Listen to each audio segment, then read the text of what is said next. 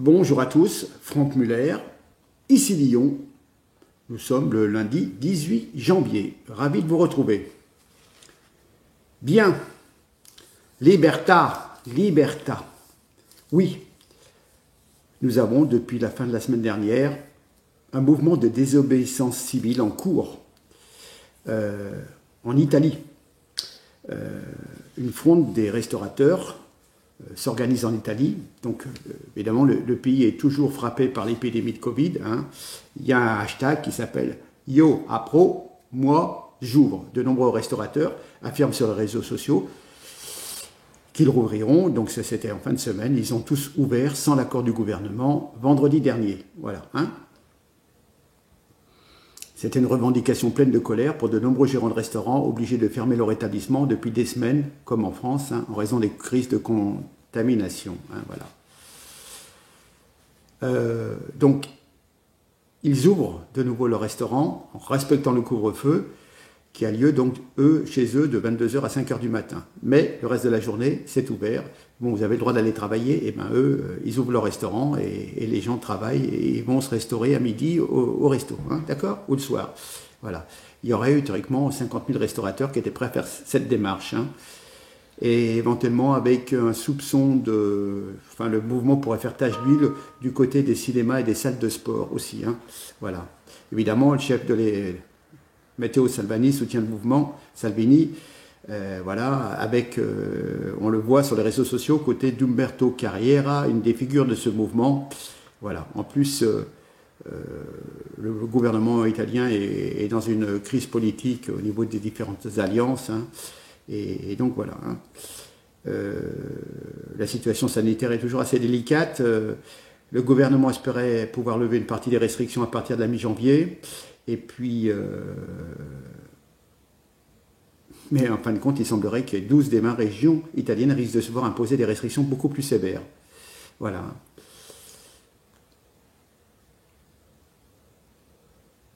En France, donc, plusieurs restaurateurs suivent, si vous voulez, la voie des homologues italiens. Et donc, tout le monde est mobilisé pour ouvrir, théoriquement, au 1er février. Alors, je reviens sur le vaccin et là vous allez apprendre quelque chose, c'est relativement de la bombe. D'abord, il se passe des choses en Israël, mais je vais venir dans 2 minutes. Vous allez voir, pour trouver des informations, c'est très délicat et donc je suis allé voir chez Bloomberg, qui est un site d'information économique si vous voulez, tout en anglais. Heureusement qu'il y a la traduction Google ou autre. Et voilà. L'Académie de médecine norvégienne, après la détection de 23 décès, dont 13 sont confirmés, causés par le vaccin. Voilà. Donc la Norvège met en garde contre les risques de vaccination pour les patients malades de plus de 80 ans. La Norvège a déclaré que ces vaccins étaient trop risqués pour les très vieux et les malades en phase terminale. Voilà, c'est une déclaration très prudente d'une autorité sanitaire européenne. Voilà. Ils ont déclaré que 23 personnes étaient décédées dans le pays peu de temps après avoir reçu leur première dose de vaccin. Parmi ces décès, 13 ont été autopsiés. Les résultats suggèrent que les effets secondaires courants pourraient avoir contribué à des réactions graves chez les personnes âgées fragiles, selon l'Agence norvégienne des médicaments. Voilà. Même pour les personnes les plus fragiles, si vous voulez, il y a des effets secondaires relativement légers qui peuvent, enfin, c'est ce qu'ils disent, qui peuvent avoir des conséquences graves. Voilà. Donc pour ceux qui ont une durée de vie restante très courte, de toute façon, les avantages du vaccin peuvent être marginaux ou non pertinents. C'est le moins qu'on puisse dire. La recommandation ne signifie pas, écoutez bien, que les personnes plus jeunes et en meilleure santé devraient se faire vacciner. Oui, ouais. Bon.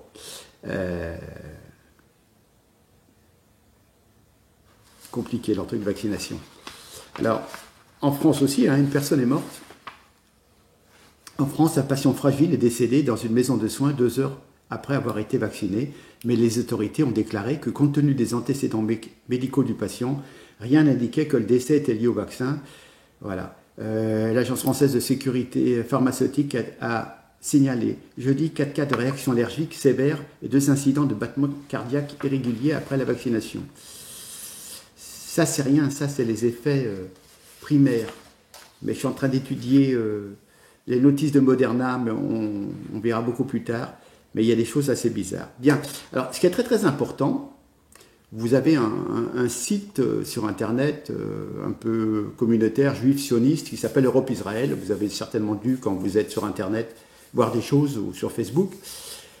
Ils reprennent les informations de la télévision italienne I24 News, israélienne, pardon, I24 News, qui souligne que 4500 personnes ont été infectées par le Covid après avoir reçu le vaccin. Parmi ces personnes, 375 ont été hospitalisées, 244 l'ont été dans la première semaine suivant leur vaccination, c'est pas de chance, 124 au cours de la deuxième semaine et 7 plus de 15 jours après avoir reçu le vaccin. Voilà.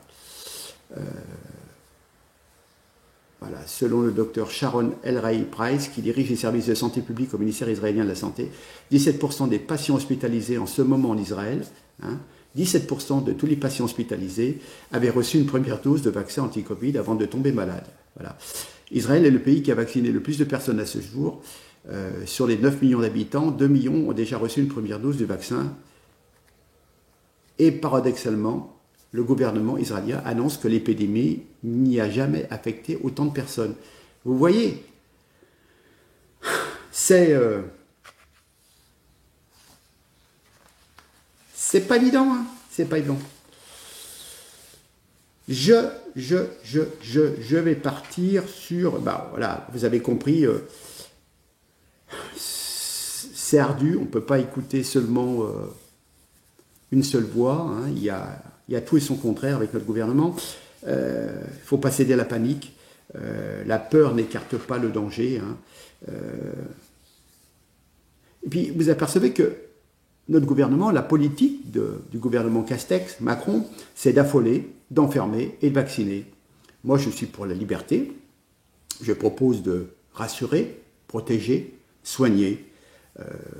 Il faut, surmonter et vaincre le virus par des mesures de protection frontières, des mesures de protection des personnes âgées, des mesures de protection pour les personnes malades, voilà. Hein.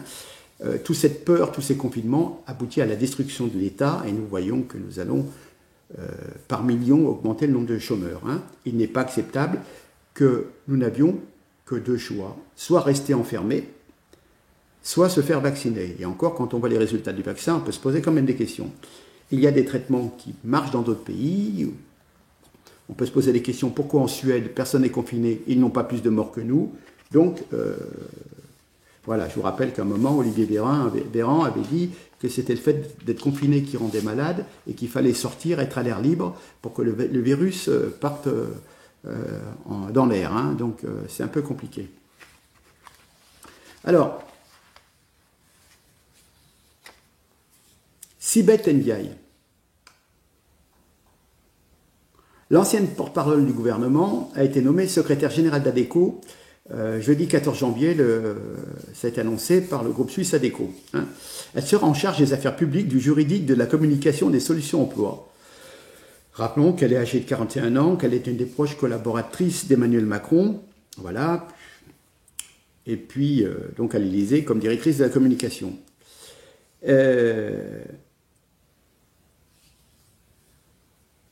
Elle avait concentré les critiques par ses déclarations jugées maladroites sur les masses, reflétant aussi les atermoiements de l'exécutif et des experts. Hein. Voilà. Les actionnaires d'ADECO vont être heureux quand elle va rédiger les rapports du conseil d'administration. Hein. Par contre, le patron d'ADECO, lui, n'a rien à craindre. Hein. Elle sera toujours là pour le défendre, quitte à mentir pour lui, comme elle l'a fait pour Macron. C'est la bonne servante. Coucouche panier, comme pour Macron, elle mentira. Hein, voilà. Donc encore, si vous voulez, un emploi de complaisance pour service rendu, certainement. Hein. Remarquez, comme c'est le numéro 1 de l'intérim, elle y est peut-être qu'en intérim. Hein. Mais rappelez-vous qu'au départ, quand elle a quitté le gouvernement, elle devait être ce qu'on appelle une découvreuse de nouveaux talents chez les En Marche. Hein. Et ça n'a pas... Mais les nouveaux talents, il n'y en a pas. Et puis, le peu de talents qu'il y avait, ils sont déjà tous partis. Voilà. Hein. Et puis, elle, le talent, elle n'en a pas non plus. Donc, elle n'a pas fait des miracles. Plus personne ne parle de cette fonction de découvreuse de talent chez En Marche. Comme quoi, on vous fait des effets d'annonce complètement pipeaux. Maintenant, on va parler, ah ben c'est la fête des personnes de couleur.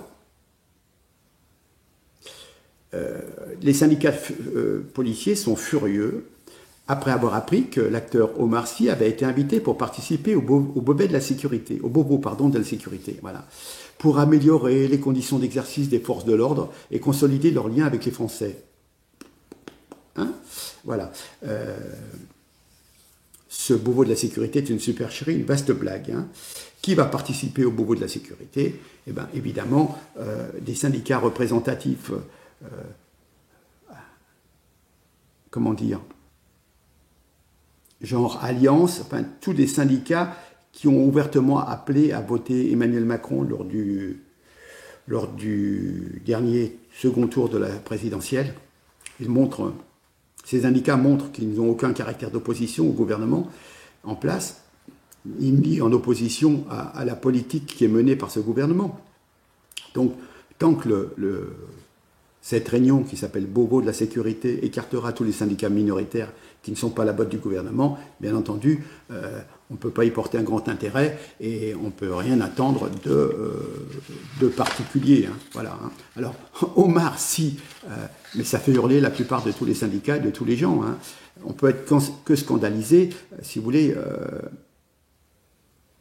En quoi Omar Sy, qui incarne à l'état pur l'idée même du séparatisme que l'on dénonce depuis quelque temps, ce monsieur attise la haine entre les communautés en usant du critère abject de racialisme. Hein.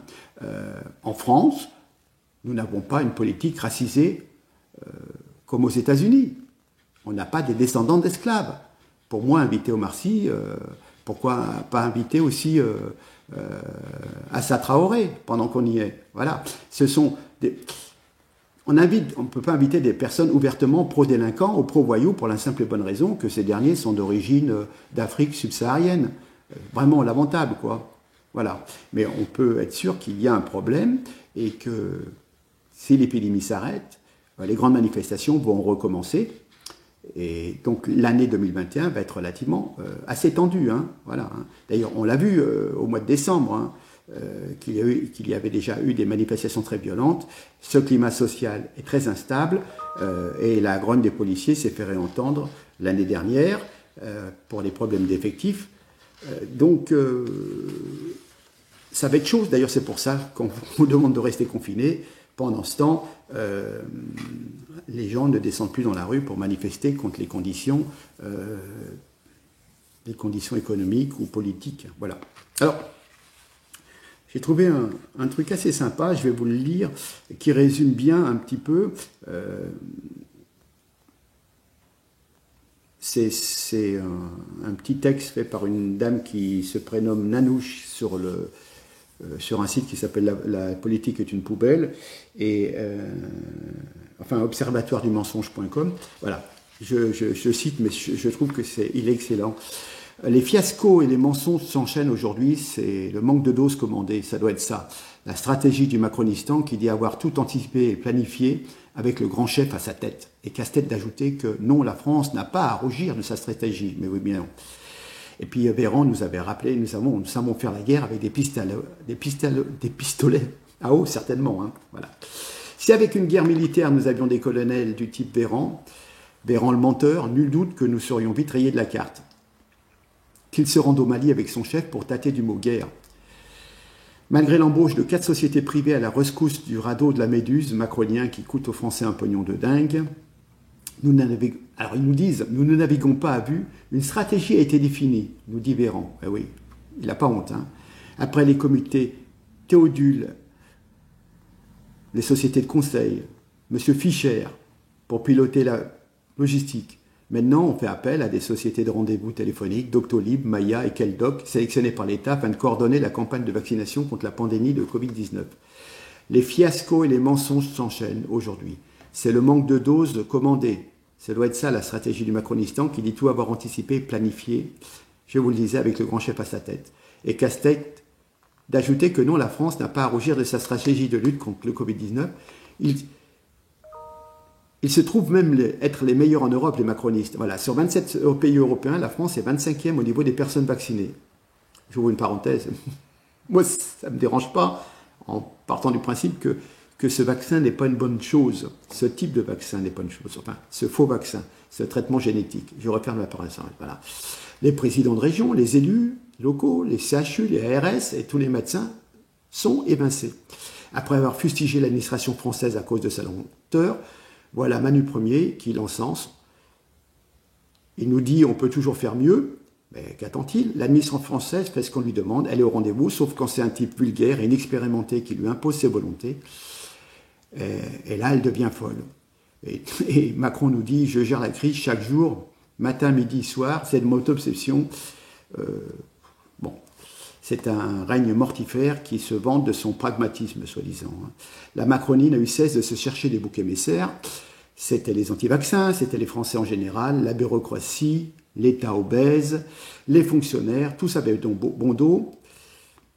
Alors, comme disait Macron, ceux qui me disent ça, que ça ne va pas assez vite aujourd'hui, sont ceux qui me disaient que ça allait trop vite en décembre.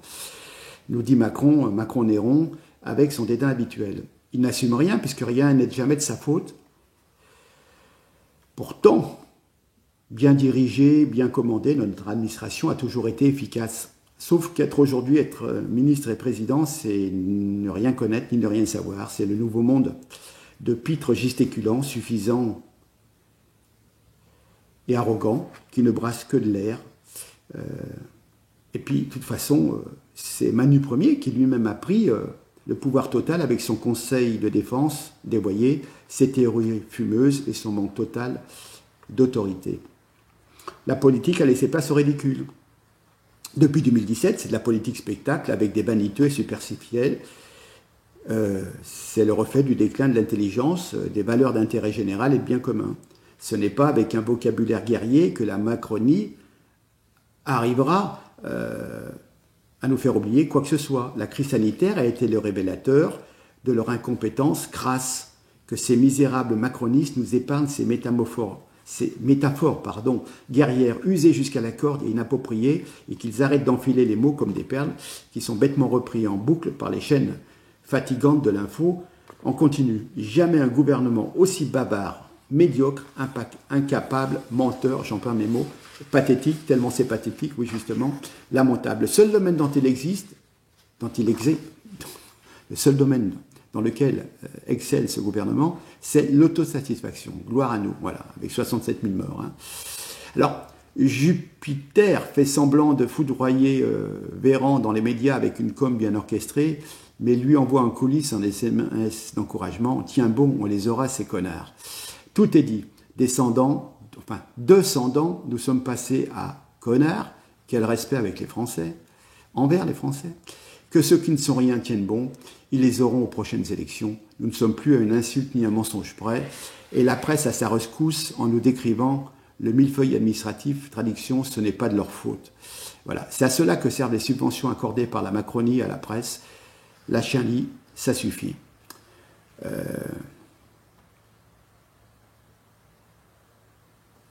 C'est le Covid qui est maître des horloges, en fin de compte. C'est insupportable pour l'Élysée, parce que la crise sanitaire offre une multitude d'angles d'attaque à l'opposition. Il s'agit de faire diversion, alors il envisage de gesticuler pour donner l'illusion d'être dans l'action.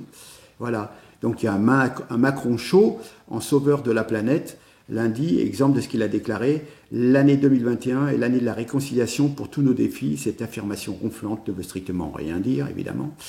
Il y a un sommet pour la planète pour faire la coalition de la haute ambition. One Planet Summit, c'est le marque, c'est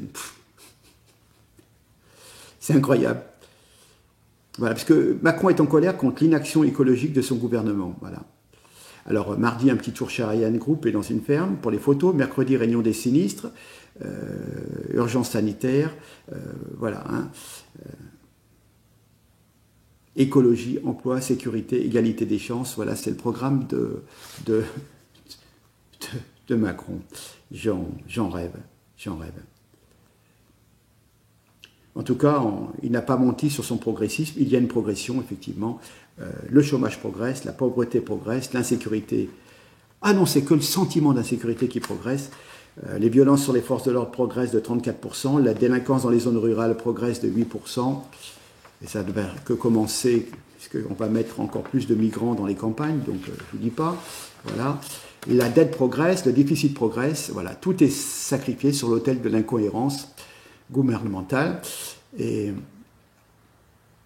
puis, il faut comprendre que ce tyrannistan a peur des Gaulois réfractaires. Il a décidé de prolonger l'état d'urgence sanitaire jusqu'en juin, ce qui permet à Manu Ier de continuer à gouverner seul. État d'urgence à géométrie variable pour les uns, pas pour les autres.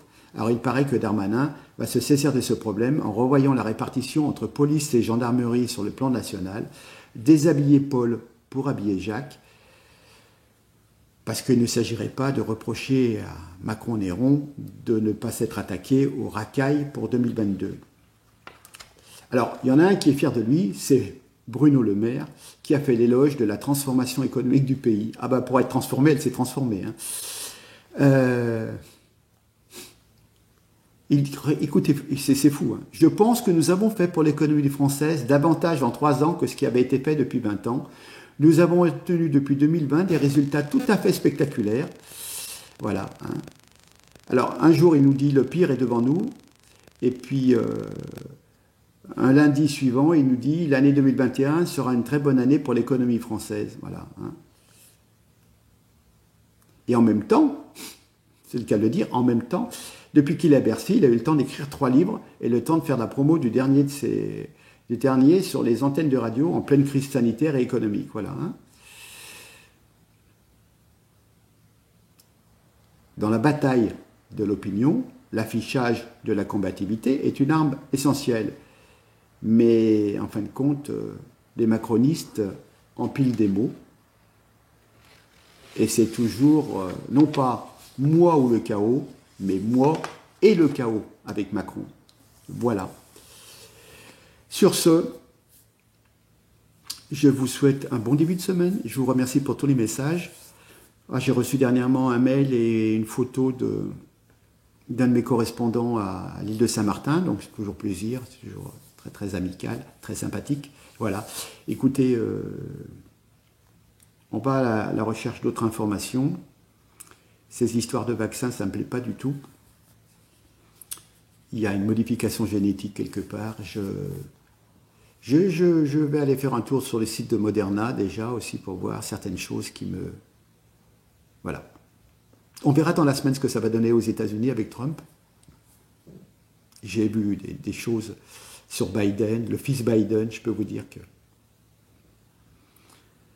des photos indignes de cette personne qu'on voit plusieurs fois nue avec des call girls, avec aussi théoriquement on reconnaît que ce sont des enfants mineurs. Enfin bon, il y a des choses qui sont assez... Alors, on pourra vous dire que c'est des photomontages, mais enfin, il y a quand même beaucoup de choses qui sont assez spécifiques. Et d'ailleurs, peut-être que j'en parlerai sur ma prochaine vidéo.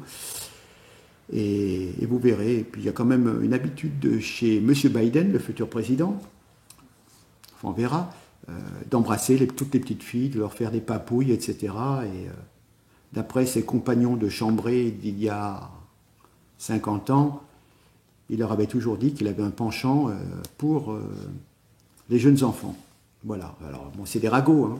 C'est des ragots. Mais bon, quand on voit les images en public, il faut toujours qu'ils tripotent des enfants. Je ne sais pas pourquoi, mais bon.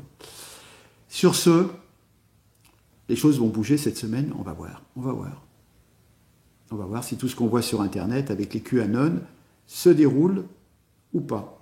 Sortez les dossiers de pédocriminalité, s'il vous plaît. Et pourquoi la presse n'en parle pas? Enfin, la presse officielle, vous savez, celle qui raconte des bobards. Allez, bon, je vous laisse. Je vais me mettre de mauvaise humeur. Je vous embrasse très fort. N'oubliez pas de partager. Je suis encore en une dizaine de jours de punition de Facebook. Je ne peux pas partager dans mes groupes. Donc, n'hésitez pas à partager les vidéos sur vos différents groupes et vos pages respectives. C'est avec le plus grand plaisir si on peut faire connaître un petit peu le travail de recherche que je fais et d'interprétation des nouvelles. Et voilà. Hein, c'est une réinformation patriote, s'il vous plaît. Merci beaucoup en tous les cas. Je vous dis à très bientôt. Merci. Au revoir.